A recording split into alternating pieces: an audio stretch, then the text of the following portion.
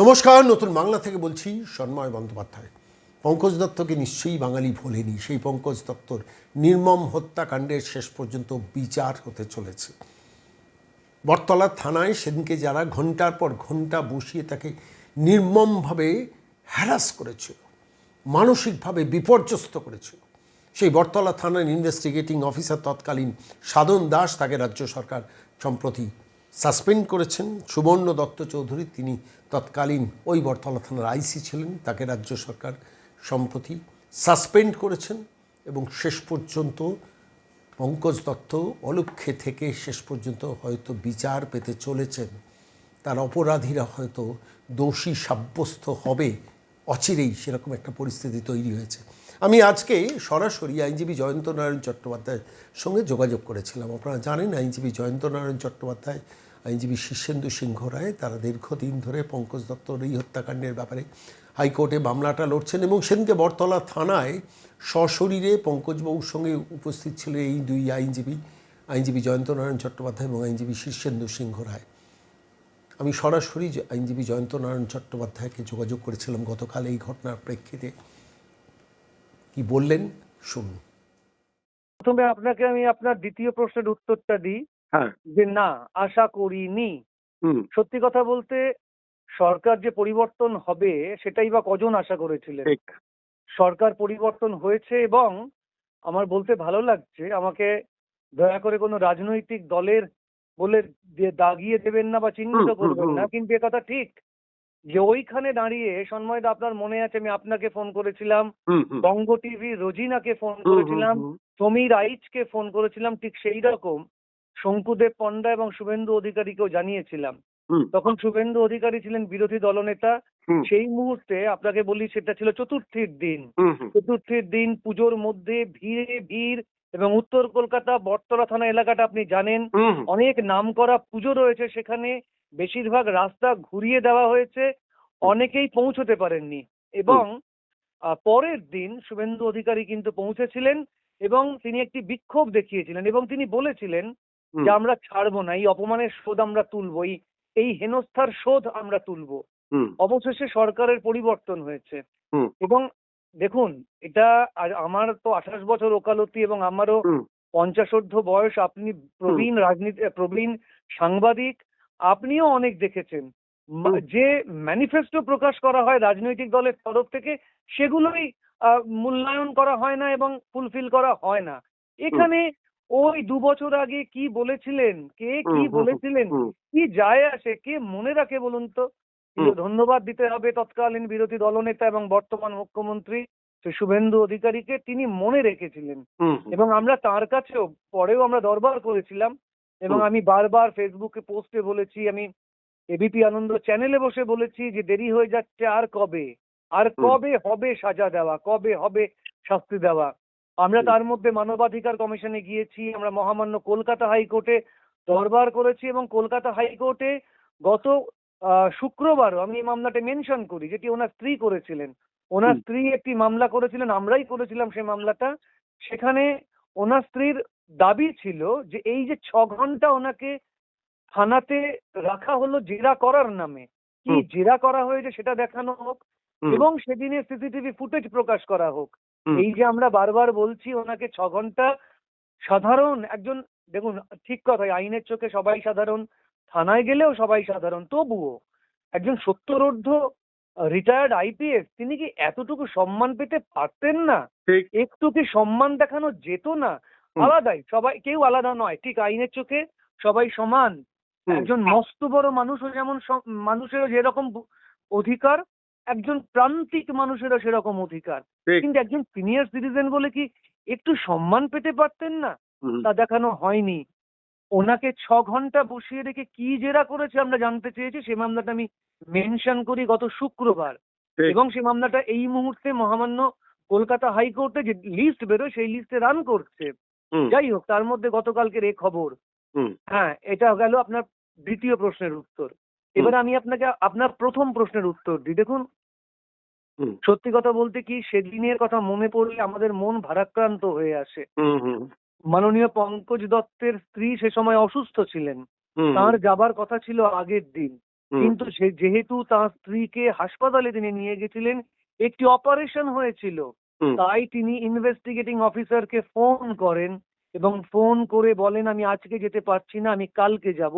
Investigating officer তাকে বলেন ঠিক আছে আজকে আসতে হবে না, আপনি কালকে আসুন। কটার সময়? না ঠিক 10:30টার সময়। এবং তিনি এক কথার মানুষ, তিনি 10:30টাতে সেখানে পৌঁছে যান। এবং আমরাও পূর্ব নির্ধারিত সূচি মতো আমরাও তাকে সঙ্গ দেব বলে যাই। এবং সেটা ছিল চতুর্থীর দিন। আমার পরনে ছিল একটি পাজামা পাঞ্জাবি, আমার পকেটে পার্সে ছিল ভিজিটিং কার্ড। আমার সঙ্গে ছিলেন আমারই সহযোগী, বহু মামলার সঙ্গী শ্রী শীর্ষেন্দু সিংহ রায়, এবং তার পকেটেও ছিল ভিজিটিং কার্ড। আমরা সত্যি কথা বলতে কি কোর্টের পোশাকে যাইনি। কেন এই কথা বলছি সেটাতে আমি পরে আসছি। কোর্টের পোশাকে বা ইউনিফর্ম পরে, কোট পরে আমরা যাইনি। আমরা সাধারণ পোশাকে গিয়েছিলাম, কিন্তু গিয়ে নিজেদের পরিচয় দিই, নিজেদের ভিজিটিং কার্ড দিই। সিসিটিভি ফুটেজ মহামান্য কলকাতা হাইকোর্টের নির্দেশে প্রিজার্ভ করার কথা, সেই সিসিটিভি ফুটেজে দেখা যাবে আমরা পরিচয় দিই। কিন্তু আমাদের প্রথম কথা বসিয়ে রাখা হয়, প্রায় 3 ঘন্টা বসিয়ে রাখা হয়। 3 ঘন্টা পর ওনাকে নিয়ে একটি বিশেষ ঘরে বসানো হয়। আমরা তখন ঢুকতে যাই, আমাদের ঢুকতে দেওয়া হয় না এবং আমাদের বের করে দেওয়া হয়। পরিষ্কার বলছি, আমাদের বের করে দেওয়া হয়। তার আগে আমাদের ছবি তোলা হয়। আমরা যখন বলি যে আমরা আইনজীবী হিসেবে তাকে আইনি সুরাহা দিতে এসেছি বা আইনি সাহায্য করতে এসেছি, আমাদের ছবি তুলছেন কেন? তখন কদর্য ভঙ্গিতে এই আইও বলেন হ্যাঁ হ্যাঁ ছবি তোল, ছবি তোল, ওদেরও ছবি তুলে রাখ। বিশ্বাস করুন আমাকে, এবং আমাদের তাতে সম্মানে লাগেনি। আমরা তো যার জন্য গেছিলাম তাকেই বাঁচাতে পারলাম না, কিসের সম্মান মশাই? আমাদের কিছুই সম্মানে লাগেনি, আমরা তাতে দুঃখও পাইনি। কিন্তু আমাদের মনে মনে একটা জেদ এসেছিল যে আমরাও ছাড়বো না। আমাদের সাধারণ টুলে বসিয়ে, আমি আবার বলছি, সাধারণ টুলে সাধারণ মানুষের মতো বসতেও আমাদের আপত্তি নেই, কিন্তু সাধারণ মানুষের মতো একটি টুলে বসিয়ে আমাদের ছবি তোলা হয়। আমার প্রথম প্রশ্ন, আমাদের ছবি তুলে রাখার দরকার ছিল? যেখানে সারা থানাটা সিসিটিভি তে মুড়ে রাখার কথা, সেখানে ছবি তুলবেন কেন আপনাদের পার্সোনাল মোবাইলে?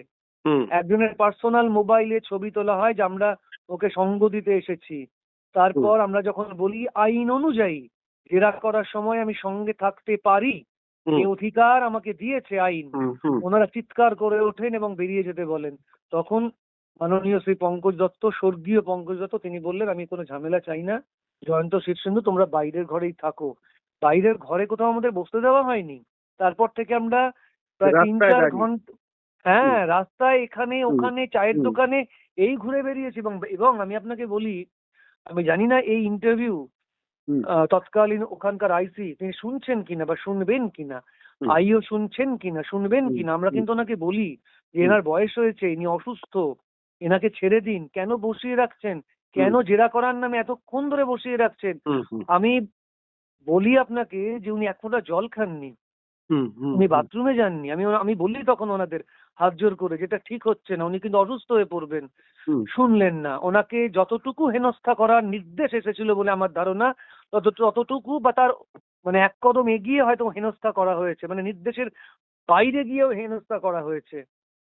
তারপরে ঘটলো আরেকটা আজব ঘটনা। যখন আমি আপনাদের ফোন করি, রোজিনাকে ফোন করি এবং রোজিনা সেখানে গিয়ে উপস্থিত হয়, ওইখানকার স্থানীয় মানুষ, আপনি বুঝতে পারছেন যে সোনাগাছিতে যারা বাস করেন সেই মানুষদের ওনারা নিয়ে আসেন। সে ভিডিও রয়েছে, আমি বাড়িয়ে বলছি না, বঙ্গ টিভি রোজিনা সেই ভিডিও বারবার দেখিয়েছে।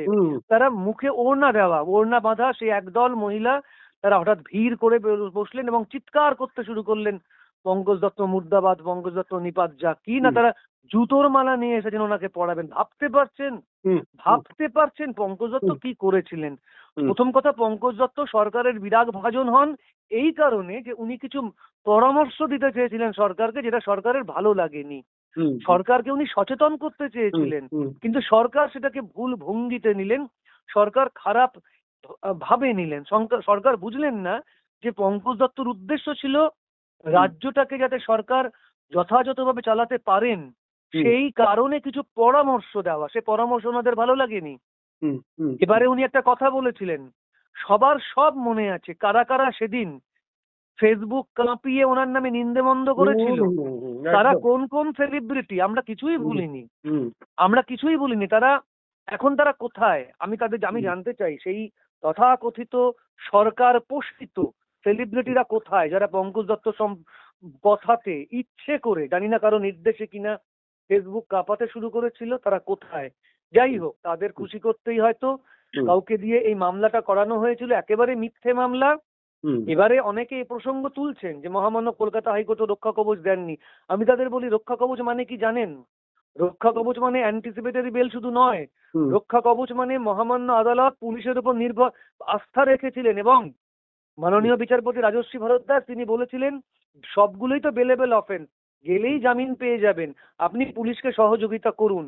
এবং তিনি ভেবেছিলেন যে পুলিশের উপরে আস্থা রাখা যায়, এই ভুলটা আদালত করেছিলেন, কলকাতা হাইকোর্ট এই ভুলটা করেছিলেন, যার জন্য আজকে এই অবস্থাটা হলো। এবং ওনাকে জুতোর মালা পরানোর জন্য এক দল মানুষ সেখানে ভিড় করলো।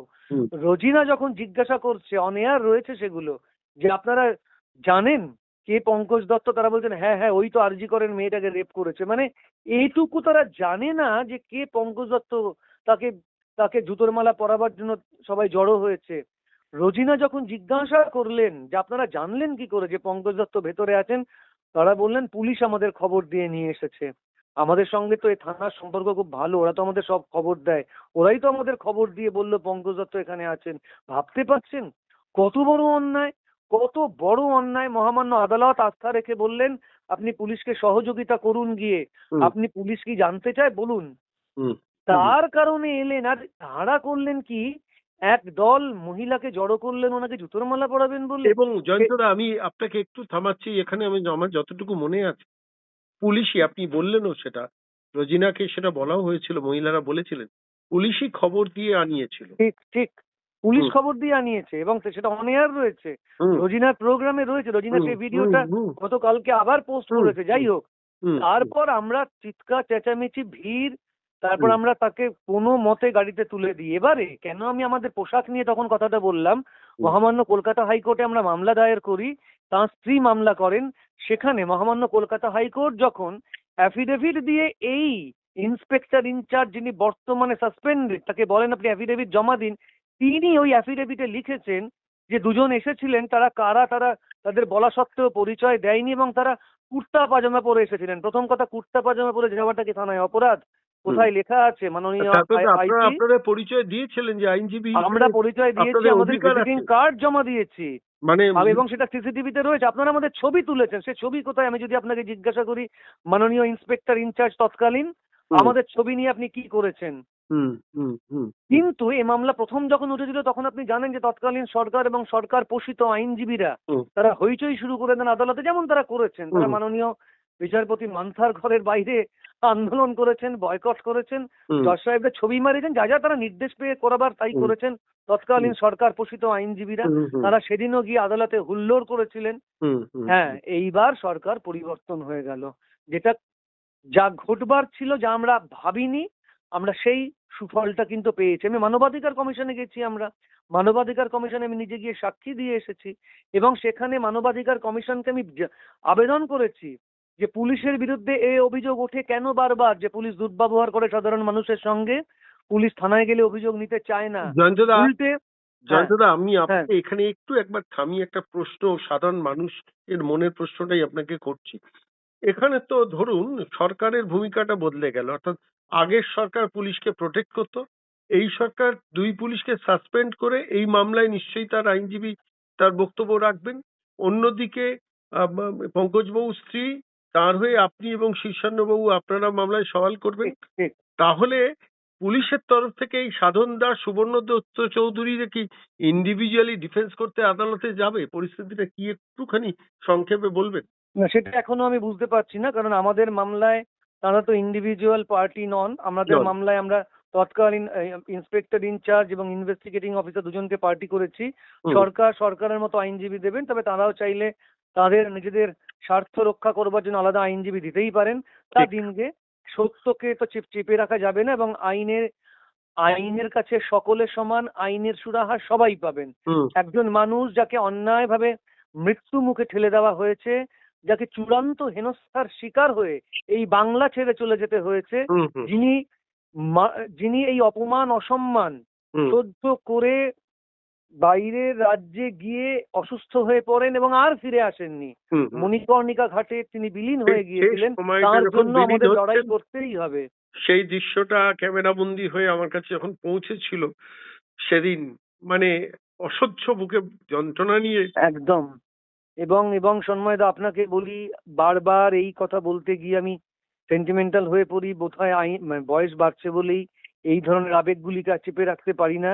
আগে চেপে রাখতে হয়তো পারতাম, এখন আর পারি না। বারবার চোখ ভিজে যায়, বারবার বুকের মধ্যে মোচড় দিয়ে ওঠে। এবং এই যে অন্যায় আমরা সহ্য করেছিলাম এবং এত বছর ধরে বুকের মধ্যে পুষে রেখেছি, কালকে যখন এই খবরটা পেলাম, হুম, বিশ্বাস করুন, হুম, আমি বলছি না আনন্দে আত্মহারা হয়ে গেছি। আমরা আইনজীবী, আমরা তো কোনো ব্যাপারেই আমরা আবেগতাড়িত হব না হয়তো, হুম, এরকমই মনে করা হয়, কিন্তু আমরা কিন্তু আবেগতাড়িত হয়ে পড়েছিলাম। ঠিক আমরা তো এটা চেয়েছিলাম। এবং আমি আপনাকে বলি সন্ময়দা, এই লড়াই কিন্তু এখনো শেষ হয়নি। ঠিক। আদালতে মামলা রয়েছে হ্যাঁ, হ্যাঁ, এবং এই মামলা অবশ্যই, চলবে। আমরা তো অবশ্যই। সহজে, এবং আমি আপনাকে একটা কথা বলি, জানেন হুম, সেদিন হুম, এই ইন্সপেক্টর ইনচার্জ মজা করে হুম, আমাদের উল্টো দিকে বসে পা ভাঁজ করে নিজের উরুতে চাপড় দিয়ে দিয়ে বলছিলেন হুম, যে আমরা কিন্তু বাড়িতে ডাকাত ঢুকিয়ে দিই। মানে ইঙ্গিতটা কোন দিকে হুম, আপনি বুঝতে পারছেন? হুম, যে আমরা যেহেতু একজন মানুষকে আইনি সাহায্য দিতে গেছি, উনি বলছেন বাড়িতে ডাকাত ঢুকিয়ে দেন, পুলিশ বলছে। হুম, কি বলছে, কি ভাব, ঠিক। মানে কি মানে অসহ্য অসম্ভব একটা সিচুয়েশনের মধ্য দিয়ে সাধারণ মানুষকে যেতে হয়। আমরা আমরা নিজেরাই যদি এই পরিস্থিতির মধ্যে দিয়ে যেতে যাই, তাহলে হুম, সাধারণ মানুষ না জানি কি ফেস করেন ঠিক, এই থানায় গেলে।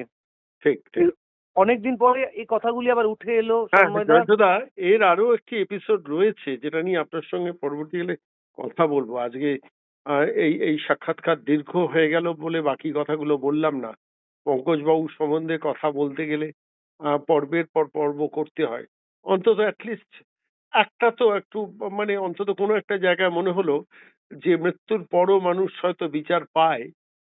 সেই বিচার পাওয়ার নিশ্চয়ই। দিকেই হয়তো পঙ্কজবাবুর এই অকাল বিয়োগটা শেষ পর্যন্ত যাচ্ছে, এবং এক্ষেত্রে আপনাদের আপনি এবং শীর্ষান্নবাবু দুজনের অবদান অসামান্য, মনে রাখবে বাংলা।